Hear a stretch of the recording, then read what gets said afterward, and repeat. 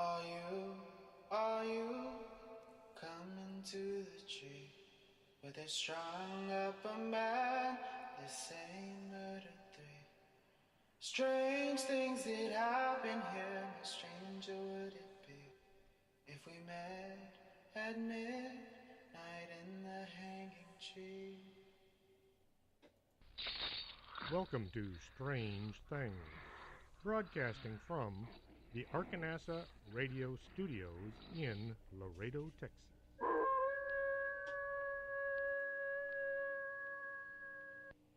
And welcome to the show. I'm Chris James, your host. It is Saturday, January 6th, Three Kings Day in 2018. Who would have thought we'd make it this far? Seems like just yesterday we were all waiting for December 21st, 2012, so the world could end. But apparently it didn't. Wonder when the next earth-shattering occurrence is going to take place. Most folks living along the Mexican border will be familiar with the Cabañuelas, but there are a few folks who have never heard of them. The Cabañuelas are a means of predicting the upcoming weather that can be traced back hundreds of years to Spain. The first day of January represents the entire month. It was cold and wet in Laredo, so the entire month should be cold and wet as well. The second day of January represents February.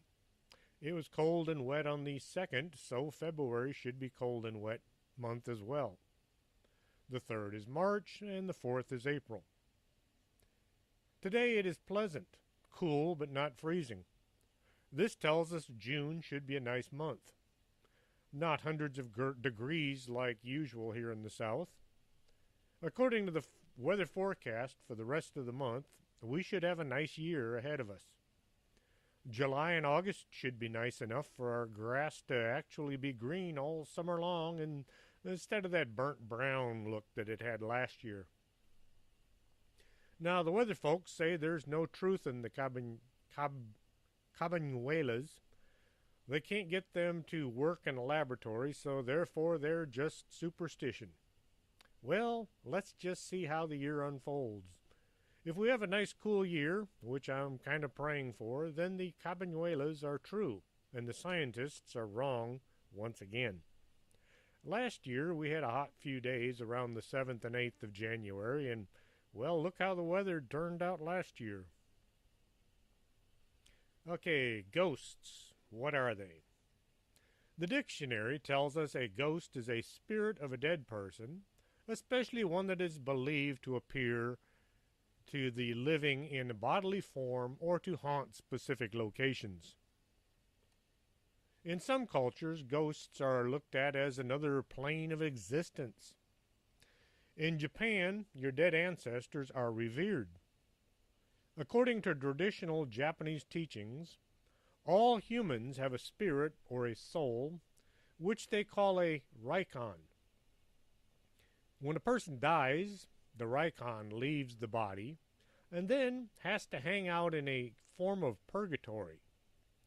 They must stay in this limbo where they wait for a proper funeral to be held, and then all the post-funeral rites must be performed. Once these rituals have taken place, the Raikon moves to join all of their departed ancestors. The after-funeral rites have to be performed correctly, so the Raikon will become a protector of the family who is still living. The Raikon are able to return each August during the Oban festival to receive their thanks for taking part in the living family. It's kind of like our Halloween. If the person dies in a sudden or violent way, such as by murder or suicide, or if the past funeral rites have been performed incorrectly or simply skipped altogether, the Raikon will be transformed into a Yurei, which can then return to the physical world. The stronger the emotions at the time of death, or the more violent the end comes, the stronger and more unpredictable the Yurei will be. If death comes during a time of war, making the proper funerary procedures impossible, say somebody drops a giant bomb on your city, the dead will not be properly interred. This led to the Buddhist priests performing many rituals over areas where the dead were believed to be around the end of World War II. Many sites of mass death are haunted by the spirits of the dead that didn't receive the after-death rites. The lower the person's status while alive will affect their return to the afterlife. A beggar who died in an out-of-the-way alley will return as a homeless ghost. If the person was a rich landowner with lots of cash, he'll come back as a powerful spirit that could affect the living world around him. The Japanese culture is bumping up against modern world. As more and more people move from ancient beliefs to the technological wonderland of today, the Buddhist monks are finding it difficult to manage the necessary rituals. There aren't enough priests to handle the aging population. Well, necessity is the mother of invention. In Japan, the SoftBank company has come up with a means of handling this problem. They have invented a robot priest. Pepper, the emotional robot, which stands about 4 feet tall and weighs 62 pounds. Pepper gets feedback from those around it through facial recognition technology, along with a bank of cameras and audio recorders and sensors in its head. The SoftBank company says that instead of being programmed, Pepper learns how to behave over time. Now think about this. A robot that is being programmed by the people around it. You've heard the old expression, I was led astray by evil companions. What is going to happen if the wrong kind of folks get close to this robot? Let's just speculate. A bunch of gangbangers go to the funeral of a friend killed by the other guys. They're going to be upset, but most are going to show anger. Will Pepper get mad and start contemplating revenge on the men that killed the deceased? The experts all say it can never happen. Oh, the experts also said that man would never be able to fly or land on the moon. How many times have the experts been proven wrong? Way too many. And people, being people, some government official is going to say, let's get some of these robots to enforce the law. Just traffic, to begin with. Nothing like riots or gang fights. Just the simple things like directing traffic and writing tickets. It would only be a short time before the robots are being used for all aspects of law enforcement. And since the robot learns how to respond by the people they're exposed to, the robot cops will be acting like gang members and criminals in a very short period of time. And just think about the last time you had to deal with the police. Were you happy to see them? Were you polite and acted friendly? Or did you grouse about receiving a ticket?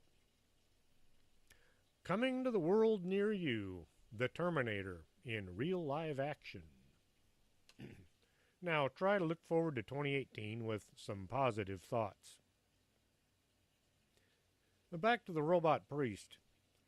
The cost of a traditional funeral in Japan can run about $2,000 to $3,000 depending on your bank account. The robot priest will do the entire service for a mere $450. Now talk about savings, and you don't have to worry about the priest messing things up and turning your dearly departed into some kind of a nasty home invading ghost. And we're going to take a brief pause here, play a couple commercials, and drink some coffee, so don't go away. We'll be right back after this.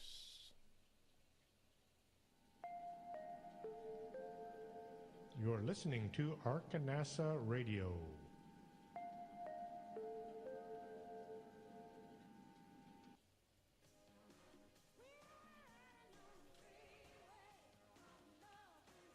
Do you have skin? Would you like to take better care of it? Call Lourdes James, independent beauty consultant, and set up an appointment. Call 723-3019.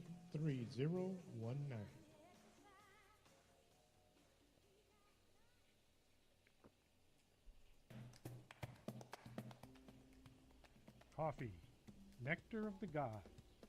And at the Organic Man Coffee Trike, you'll find coffee made the right way, one delicious cup at a time. Stop on by 4501 McPherson, Suite number 9. And remember, life is too short to drink bad coffee.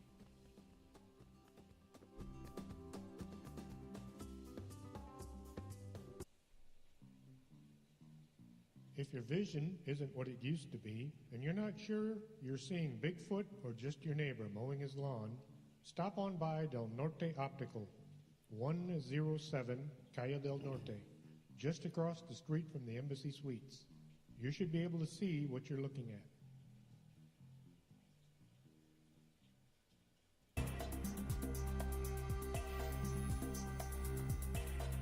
Did you hear a bump in the night and you think it just might be a ghost? Contact the Laredo Paranormal Research Society at laredoparanormal@hotmail.com. That's the LPRS for all your otherworldly needs.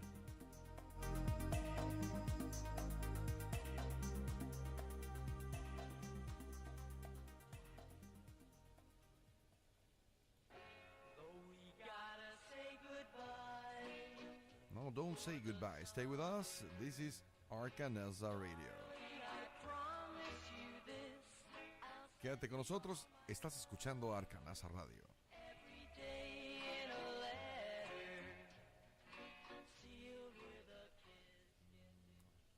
And welcome back to the show, talking about ghosts. The Germans had a lot to do with our naming of ghosts here in the United States. The word ghost comes from an old Germanic word, geistas, which then became transformed into Geist in Old English. A Geist is where the word ghost comes from. A poltergeist, correction, that's a ghost chicken. A poltergeist is a nasty ghost. Try that again. A poltergeist is a noisy ghost. It has nothing to do with ancient Indian burial grounds or pulling kids into alternative worlds. The polter comes from the German word polton, which means noisy or sound, and geist, which means ghost, so the poltergeist is a noisy ghost. You hear a bump in the night or something sounding like furniture being moved about downstairs. This is what is known as a poltergeist. Just an unexplained noise in the night. My cat is running around the desktop making noise. She's a poltergeist. I stayed at the Adolphus Hotel a few years ago. I was at the end of a long hallway that kind of meandered about, and it was a very unorganized way. All night long, it sounded like the folks next door were dragging chairs back and forth. Furniture moving around on wooden floors. Well, every hotel room had carpeted floors, and there was no one in the room next door. Knowing what I know about ghosts, I simply wrote it off as being the resident poltergeist. Now, the word spook comes from an old Germanic word, spock, which was a specter. A specter was a ghost, but with a bit more nastiness. The movie Poltergeist should have used the name Spectre. There's still nothing to do with Indians, that's feather, not dot, burial ground. In my book, The Bag, Here We Go Again, I introduced a character named Sharma Daruka. Now, she is from India, and she refers to herself as a bhoot. This is a Hindi word for ghost. I had to do some reading to get her as close to what the Indians, dot not feather, considered to be a ghost. I didn't much like the idea of the backwards facing feet, so I used my literary license and I changed it. The bhoot also don't like to touch the earth. I found this to be unmanageable in my story, so I changed that as well. If a person dies unmarried or they die under tragic or violent conditions, they might come back to seek revenge or to fulfill their life's ambitions.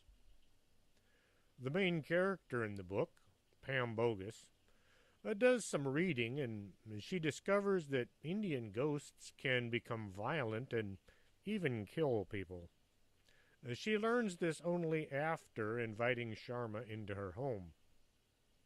If you want to know what happens, check out the BAG, Here We Go Again, from Amazon.com. There's nothing in it that a young mind can't handle, but I did write it for adults, only my kind of adults. There are a lot of different kinds of ghosts. Not all of them are noisy, and some aren't even very scary. The residual ghost will go about its business, but never interact with a witness. It seems to be more of a recording from the past. You can watch the ghost go about some event, usually quite mundane. The ghost might walk by and go through a doorway. Sometimes the doorway is no longer there. The ghost is reenacting something it did many times. You might see the ghost sitting in a chair. It will be visible for a bit and then fade away. There's nothing to fear here, just the leftover energy from some former person. There are a few ghosts that will see you and interact. You can ask them questions, and sometimes you'll get an answer. EVPs would fall into this category. You don't see the ghost, but it answers your questions anyway. If you're doing an EVP, try to come up with some questions other than what you hear on TV. Think of it this way. You're sitting at home when some stranger walks in and says, "Is there anyone here who would like to talk to us?" I'd tell him to take a hike. Introduce yourself. Tell the ghost what you're doing. It might just help break the ice. Treat the ghost as if they're important. Stop with all that demanding and belligerent activity. Please and thank you will get you a lot farther than yelling and screaming. There are some ghosts that appear more like a mist. Some folks say these are the new ghosts who they haven't gotten good at showing themselves yet. Just a translucent or a shadowy figure. Some don't even look like people. A full-figured apparition is something to see. The trouble with these is you don't know you're dealing with a ghost or a spirit until it's vanished. It kind of takes the whole interaction away since you think it's a living person until they're gone. My wife and I were visiting somebody at the New Mercy Hospital. The elevators are right next to the gift shop, 2 on each side of the corridor. We rounded the corner, and I saw a man who appeared to be in a huge hurry. He dashed onto one of the elevators as if he was on some kind of a vital mission. I waited for the doors to close, and then I counted just a few seconds, just so that when I pushed the button, we wouldn't cause the man any extra delays in his upward movement. To my surprise, the elevator doors to the cab the man had just stepped into opened. I felt just a bit as if I was interrupting this man's journey, and as I stepped into the cab, I was going to apologize. The cab was empty. Well, my first thought was I was mistaken. I hadn't actually seen the man getting into this particular elevator. I wasn't going to say anything, but as my wife stepped into the cab, she said, "We're sorry, we didn't mean to." And then she looked around as if she'd seen a ghost. I asked her to describe the man she had seen. Lulu said he was just a bit shorter than I was. He had on a white, long-sleeve shirt with the cuffs rolled back. His pants were black dress with cuffs. He had on shiny black leather shoes. This was exactly the man that I had seen. As the elevator rose through the floors, we both stood there in silence, looking around for clues as to where the man had gotten to. Yes, there's an access door on top of the cab. It would have taken way too long for anybody to have jumped up, pulled themselves through the opening. The maintenance men have to use a ladder just to get up there. All we could think was, this had been a ghost. He looked as solid as anyone else we'd seen. I really felt kind of disappointed that he hadn't looked more spectral. They say you have nothing to fear from ghosts, right? No one has ever been actually harmed by spirits from beyond the grave. Or have they? Monterrey, Mexico, there's a story about a nurse named Margarita. She worked on the 7th floor of one of the hospitals. Her husband was always complaining that she was spending way too much time at work and not enough time at home with him and their 2 daughters. One day, the younger daughter was seriously injured. The father rushed her to the hospital, hoping they could save her life. Margarita was stuck working on the 7th floor and had no idea what was happening in the emergency room. Someone administered a medication to the young girl, only to realize it was a fatal mistake. The girl died before anybody even thought to contact her mother. When Margarita found out what had happened, she was overcome with grief. The husband became incensed at his wife for paying too much attention to the patients and not enough to the family. A divorce soon took place, and the husband took the only daughter and he moved away. Margarita was now all alone in life, and she began to blame those around her. If only the hospital hadn't made her work so many hours. If only the patients hadn't been so demanding. If only. She began to hate her patients. One night, in an act of revenge, Margarita administered a drug to one of the patients, ending his life. This made her feel so much better. She found she now had power of life or death, mostly death, over the people responsible for her life being destroyed. After a few months of this devilish activity, the staff began to wonder why so many patients were dying on the 7th floor. Late one night, a doctor walked in on Margarita as she was trying to kill one of the patients. The doctor tried to stop the nurse. She turned and ran. Others began to converge on the trapped woman, so she did the only thing she could think of. She gave herself the medication intended to kill someone else. Margarita died there on the 7th floor. Things should have gotten better there on the 7th floor. The killer was no longer there. The patients were now free to get on with their recovery. But things only seemed to get worse.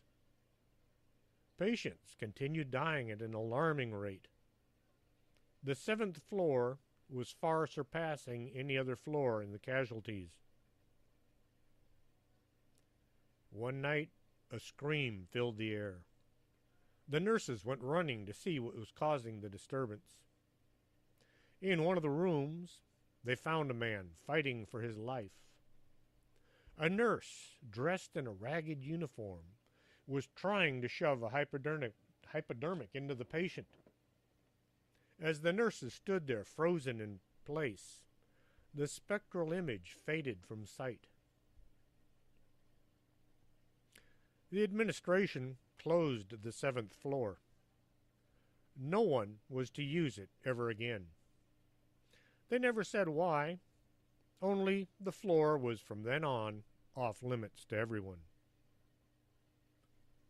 The powerful emotions felt by Margarita in her last moments on Earth must have summoned up some otherworldly entity that took over her spirit as she died. The ghost is still roaming the halls looking for her next victim. Surprisingly, the area where trench warfare took place, the Somme, Flanders, and Verdun, some of the worst casualties were taken, yet today there are few ghost reports coming from the area. 1,085,000 men died in just the Somme campaign. Some 16 million deaths in the area. You would expect the folks living in the area where the bloodiest fighting took place would be overrun by ghosts from the battles. Very few sightings have come from the trenches. There have been a lot of ghost sightings taking place from the front. A lot of ghost sightings took place away from the front. The folks back home would receive a spectral visitation from their loved one around the time of death. The soldier would appear as if just coming by to say hello. He looked solid enough, and the witness seldom thought anything was odd except for seeing somebody who was supposed to be hundreds of miles away. And then the ghost would be gone. Later, the witness would receive word that their husband or son had died around the time of the visitation. There have been some ghosts seen around the former trench complexes, but nowhere near as many as, say, from the Civil War here in the U.S. Why there are so few ghosts seen in and around the sites of the World War I fighting, nobody can say. It's just one of those strange things. With that, we're going to take a brief pause, play a couple of commercials, and drink some coffee. So don't go away. We'll be right back after this. You're listening to Arkanasa Radio.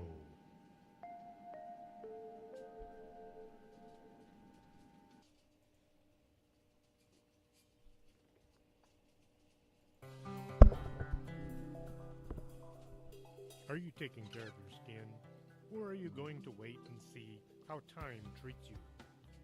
Take care today by contacting Lourdes James, Independent Beauty Consultant, at 956-723-3019. Don't let time get the best of you.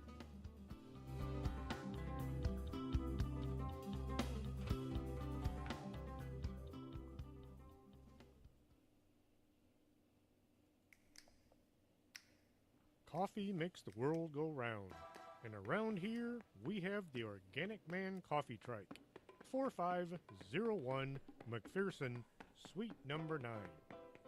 If you're not looking for coffee, try their tea. It's the best in town. And remember, life is too short to drink bad coffee.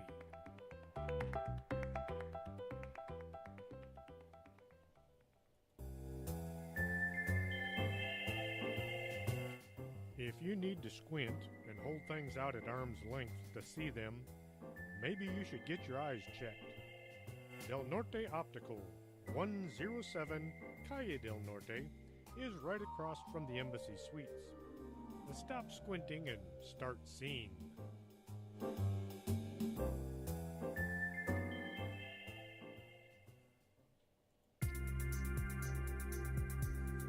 This is Arkanasa Radio you've been listening to.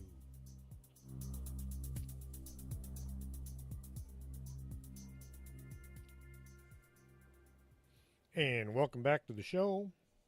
Once again, back to talking about ghosts. England is filled with old haunted places. They tend to embrace their ghosts a bit more than we do here in this country. Borley Rectory used to be a Victorian mansion in the village of Borley, Essex. It was destroyed by a fire in 1939. They rebuilt the structure only to find some of the former residents had stayed around. Folks began reporting seeing a nun, dressed in old-world habit, walking about the mansion. The people saw two headless horsemen riding about the estate. The original thought was they were the same specter until the differences became apparent. Different garb and different colored horses. The people have seen an old-style carriage moving through the night. The carriage looks solid enough until it slowly fades away. The bell in the servants' quarter rings as if somebody is summoning the staff that no longer work there, and somebody keeps throwing bottles around the dining room. It sounds like drunken ghosts to me.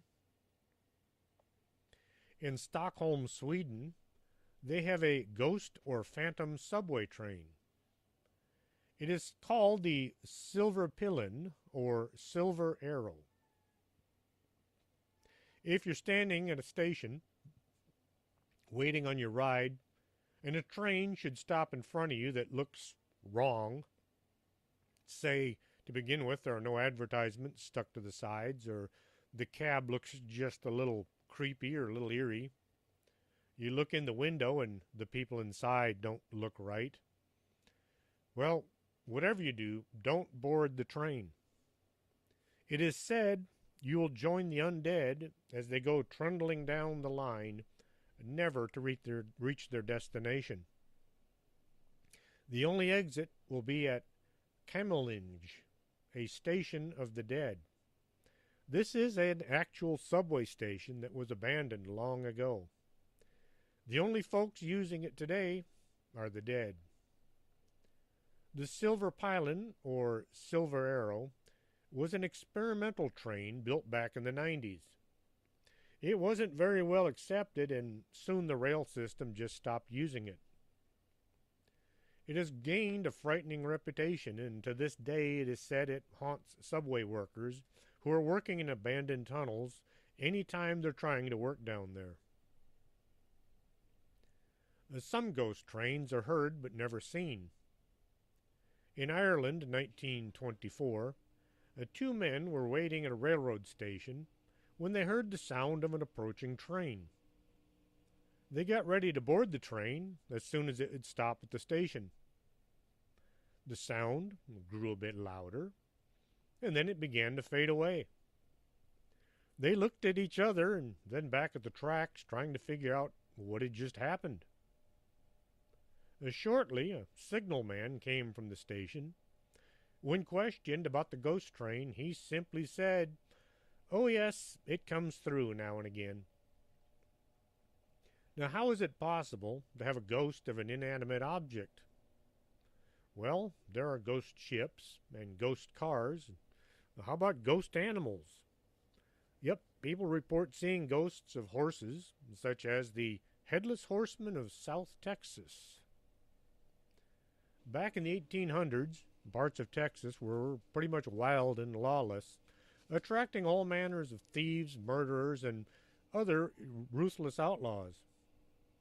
An outlaw is somebody who has been legally declared outside the law. This means that they've already been found guilty, and all that needs to happen is to find them and have the hanging. To combat these desperados, the Texas Rangers were formed. The Rangers were the law, and they had the authority to do whatever needed doing to keep Texas safe. The Texas Rangers were mobile law enforcement, expert gunmen, and not men to be messed with. They had authority to uphold the law anywhere in Texas and sometimes outside the borders as well. Following their adversaries everywhere, They lived out of the saddle and often dispensed justice quickly and brutally. Two of these men were Creed Taylor and William Alexander Anderson Bigfoot Wallace, who was himself a folk hero. It was Bigfoot, with Creed's blessing, who unwittingly created El Muerto. In 1850, a man simply known as Vidal was busy rustling cattle all over South Texas, and soon he had a high price on his head, dead or alive. During that summer, Vidal took advantage of a Comanche raid which had pulled most of the men northward to fight off the attacks. In the meantime, the sparse settlements were temporarily left unguarded. Vidal, along with 3 of his henchmen, wasted no time in taking advantage of this situation and began stealing a considerable number of horses all along the San Antonio River. Once they had their ill-gotten gains, they headed southwards, towards Mexico. What Vidal didn't know was that among the stolen herd were several prize mustangs belonging to Texas Ranger Creed Taylor.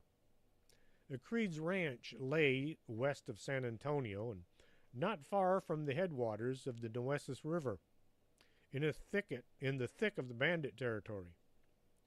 Due to the location of the ranch, Taylor's livestock and horses were often the target of bandits. Well, Taylor had had enough. Quickly gathered fellow ranger Bigfoot Wallace, and a nearby rancher by the name of Flores. Both Wallace and Taylor were as skilled as any Comanche when tracking, and the 3 men soon found the trail of Vidal and his henchmen. When the 3 men found the outlaw camp, they waited until night, when the bandits were sleeping, before launching their attack. Catching the outlaws unaware, the thieves were quickly hanged. Just killing them wasn't quite enough. The Rangers had tried all kinds of brutal justice, including stringing their bodies up in trees, like unearthly Halloween decorations, or chopping them to pieces and leaving the bodies for the animals. Nothing seemed to be working to stop the outlaws. In a dramatic example of frontier justice, Wallace beheaded Vidal and then lashed his corpse firmly to the saddle on the back of a horse. Bigfoot then attached Vidal's head and sombrero to the saddle with long strips of leather. The horse was turned loose to wander the Texas hills with its horrifying burden on its back. Soon stories began to circulate about a headless rider seen roaming the countryside. The people said its head could be seen swinging back and forth to the rhythm of the horse's gallop. As time went on, more and more cowboys, ranchers, and farmers spotted the horse with its ghastly cargo, and fearing what this thing might do, they would shoot at it. The horse and its rider rode on, and the legend of El Muerto, the Headless One, was born. Soon the South Texas brush country became a place to avoid. El Muerto was credited with all kinds of evil deeds and activities. A group of ranchers working in and around Ben Bolt, which is just south of Alice, Texas, managed to capture the horse at a watering hole. Still strapped firmly on its back was the dried-up corpse of Vidal, now riddled with hundreds of bullet holes and bristling with dozens of Indian arrows. The body was buried in an unmarked grave near Ben Bolt, and the horse was turned loose, now free of its burden at last. That should have been the end of El Muerto, but the legend would live on to this day. Soon after Vidal's body was laid to rest, the soldiers at Fort Ing, present-day Uvalde, began to see the headless rider. The rider would go galloping across the brushland as if intent on reaching some unknown destination. The travelers and ranchers in no man's land, the area south of the Nueces River but north of the Rio Grande, also reported continuing to see the apparition. Always late at night, the headless horseman would go streaking by, with only the sound of its hoofbeats disturbing the still night air. The area between the Nueces River and the Rio Grande were claimed by both Texas and Mexico. The Texas Rangers fought many small battles with the Mexican army. These border disputes eventually led to the Mexican-American War from 1846 to 1848. In 1917, a couple traveling by covered wagon to San Diego, Texas, camped for the night outside of town. They reported the next day that as they sat around the campfire, a large gray stallion sped by with a headless horseman shouting, "It's mine, it's all mine."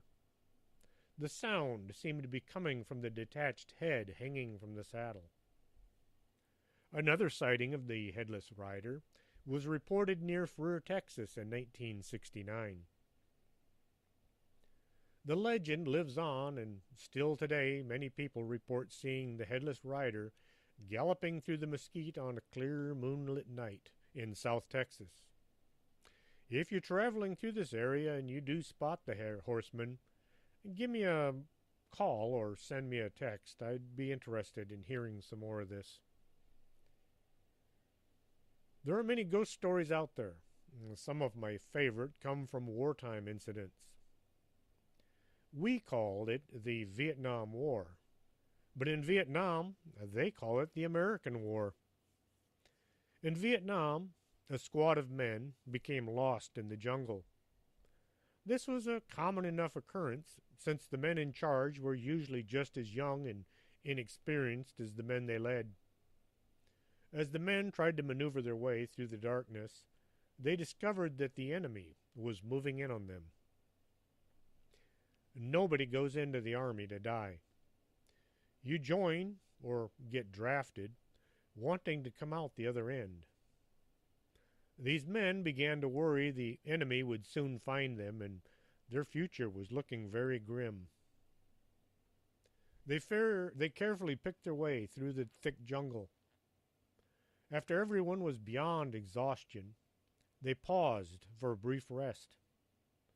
That was when one of the men saw there was a captain sitting in the brush looking at them. He smiled, and he told them that they should follow him. Well, he was now the ranking officer, so they did. The captain led the men on a circuitous route that, although quite confusing, it did get them around the enemy.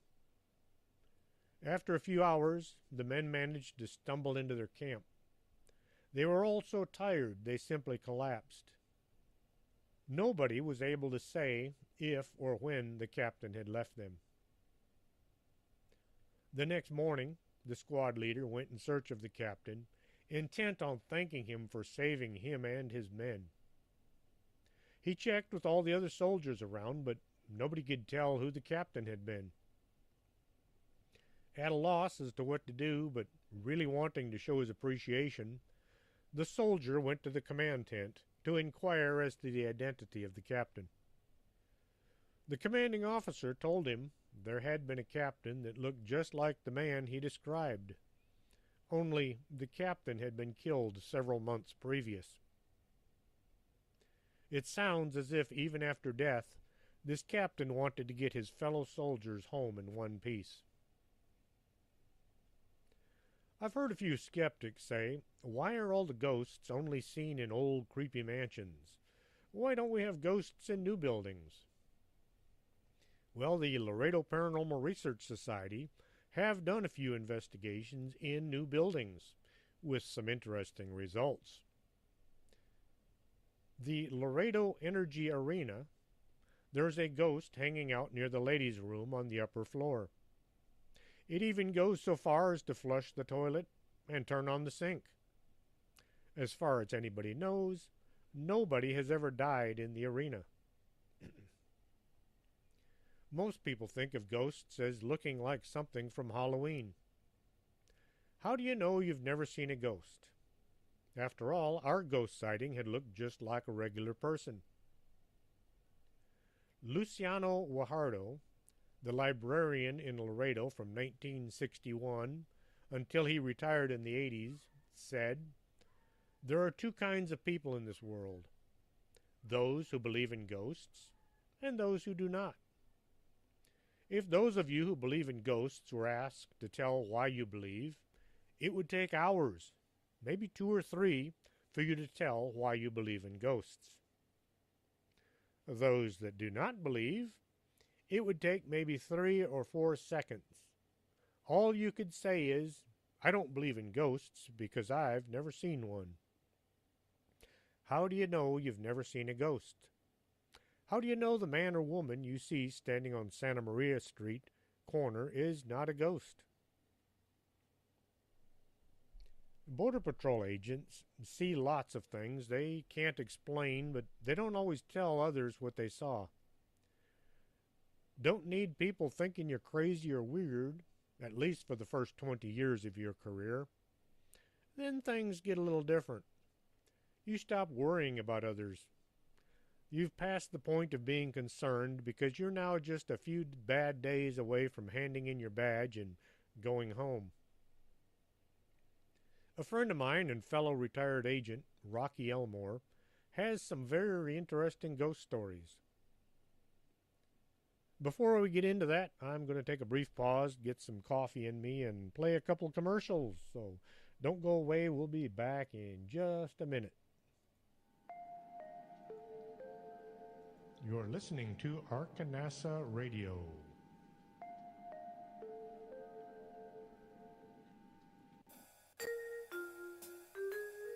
Makeup isn't something you want to just smear on and hope for the best.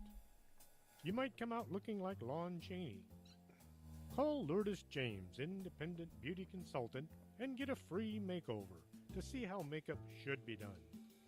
956-723-3019.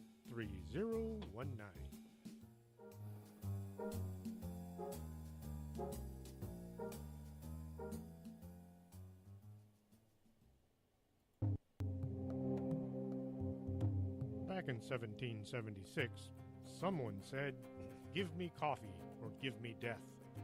And if that's how you feel, you should be at the Organic Man Coffee Trike. They make coffee the right way, one delicious cup at a time. 4501 McPherson, Suite number 9. Coffee, the stuff dreams are made of.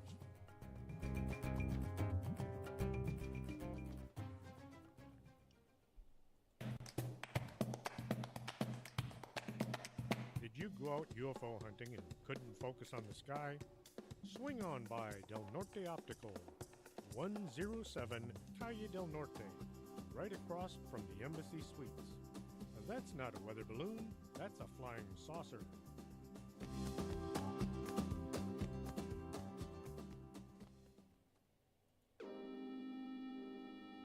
You're listening to Strange Things with Chris James.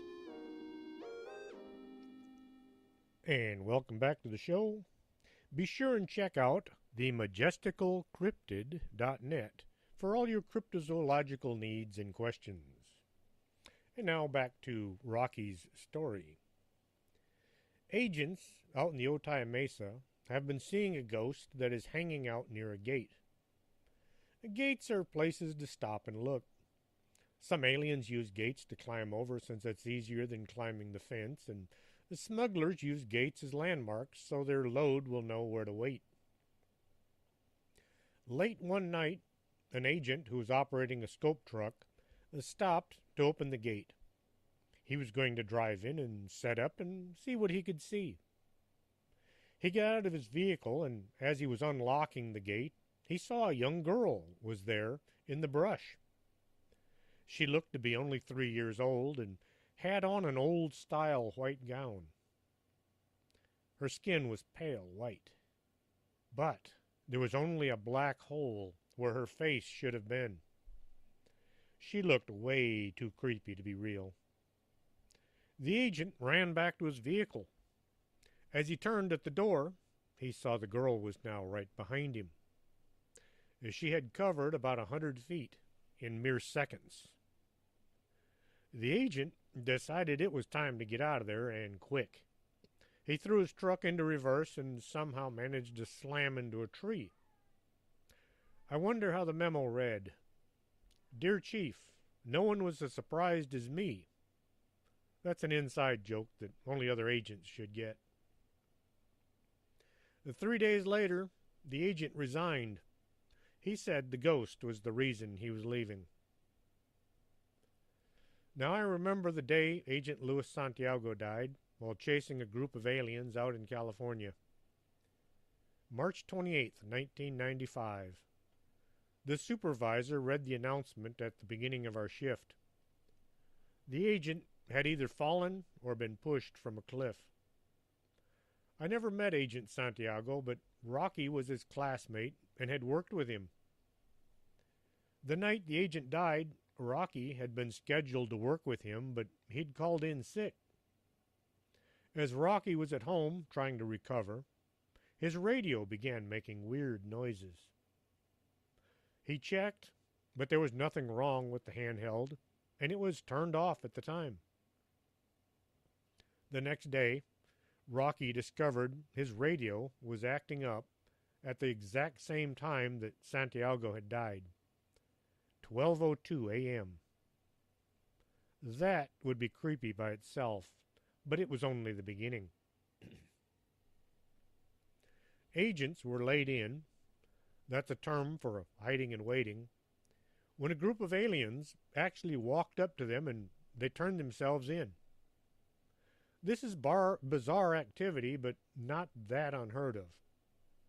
If a member of the group becomes sick or injured, aliens would sometimes seek out Border Patrol agents, knowing they would receive help. This group of aliens told the agents, "The agent back there told us to come and surrender to you," and they pointed back to where they had been walking. When the aliens told the agents the phantom agent was named Santiago, the agents got kind of mad. It sounded like some kind of a bad joke. The aliens all insisted that the phantom agent had given them his name. A few days later, another group of aliens did the same thing. An unknown agent was sending groups of aliens to the agents that were laid in.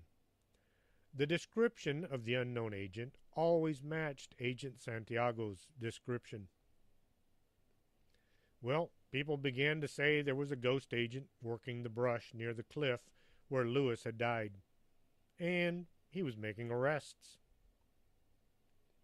After many accounts of aliens being sent to turn themselves in by a ghost, the agents all just kind of took it in stride as becoming part of the job. On January 22nd, 1996, the agents encountered a smuggling load. The aliens said an agent had come running at them, firing his gun in the air. As the aliens ran for their lives, the 6 of them fell from the cliff. The agents got busy rounding up all the aliens and treating the injured. One alien was found to be dead. The FBI swooped in and began trying to find out which agent was to blame. They did paraffin tests on some of the agents, and they looked for traces of burned gunpowder. They checked everyone's weapon for expended rounds. When no evidence could be found, the FBI did a lineup with the agents from the cliff area. The aliens all said the agents were not in the lineup. One agent slipped out the door. He returned with a photograph of an agent in uniform. The aliens looked at the photograph, and they all agreed this was the man who had chased them. Well, the FBI wanted the agent brought in for questioning right away. The agent who had brought the photograph told the FBI, "This is Agent Luis Santiago, who had died falling from the same cliff." Well, it turned out that the alien who died that night was the smuggler, and he had a reputation for being somewhat violent. Most agents agree the smuggler was probably responsible for Agent Luis Santiago's death. The phantom agent was never seen again after that night. I interviewed Rocky Elmore on Strange Things back in June 18th, 2016. You can listen to the interview at our archives, strangethings.podomatic.com. Rocky wrote a book called Out on Foot. If you haven't read it yet, what are you waiting for? You can get a copy from Amazon.com or by visiting RockyElmore.com. That's RockyElmore.com. True life stories of bizarre occurrences while working the border. As Border Patrol agent, I've had a few weird sightings of my own. One took place down by the Webb County line, right off of Highway 83, is a gate going into the Los Hermanos Ranch.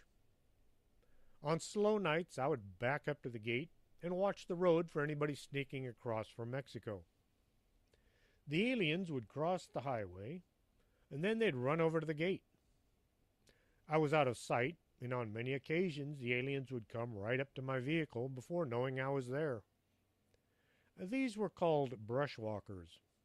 Few of them were violent, and most were just out looking for work on some ranch somewhere. Late one night, as I sat there, I spotted a light moving along the fence line on the Clark farm, straight across from where I sat. At first, I thought it might be some agents following a group because aliens hardly ever carried flashlights. As the light bobbed along, I began to think maybe it was a group of aliens because agents don't use their lights that way. You aim your light down at the ground, but you keep the lens covered. You don't swing the light around, making a spectacle of yourself.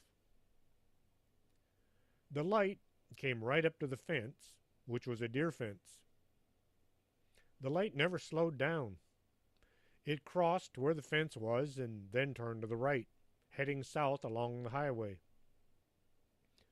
I used my NVGs to try to see who was walking along the side of the road, but there was nothing on the night vision goggles. The light slowly faded away. I walked across the highway to look for footprints. There were no prints to be found, which is impossible, since the fence line was also used for a drag. A drag is a wide-open area of dirt that gets plowed up on a regular basis so that footprints are easily spotted. Where the light had come through the fence, there was no opening or hole. The light simply passed right through the fence without stopping or slowing down. What did I see? All I can figure was it was some kind of a ghost light. Nothing on the NVGs would mean there was no real light. NVGs enhance any existing light. I just chalked this up as being a strange thing. If you're working down south of Laredo and you have a few minutes to spare, try backing in at the gate and watch the fence line. Let me know if you see anything. South from the gate is a town named San Ignacio. As you're approaching the town from the north, keep an eye on the trees just before town. Many agents have seen two men standing on the side of the road as if they're about to run across. These two look like aliens. I can't and I won't go into detail as to how we know. There are some things about the job we'd like to keep secret. Any agent who stops to try to apprehend these two will find that they have vanished. A search of the area will produce no sign of anyone having been there. If the agent tells one of the old hands about seeing these men, he will soon hear about how many agents have seen these two but never managed to catch them. Many years ago, 2 men from Mexico were trying to cross the highway when they were killed by a truck. Their ghosts continue to stand on the side of the road, waiting for their chance to cross. I hope you enjoyed tonight's show. Tell your friends to listen as well. If you have some stories you'd like to share, contact us at strangethings@arkanasa.com. And the archives can be found for free at strangethings.podomatic.com.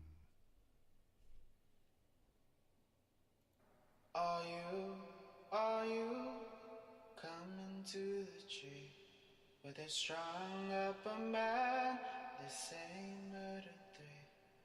Strange things that happen here, no stranger would it be if we met at midnight in the hanging tree.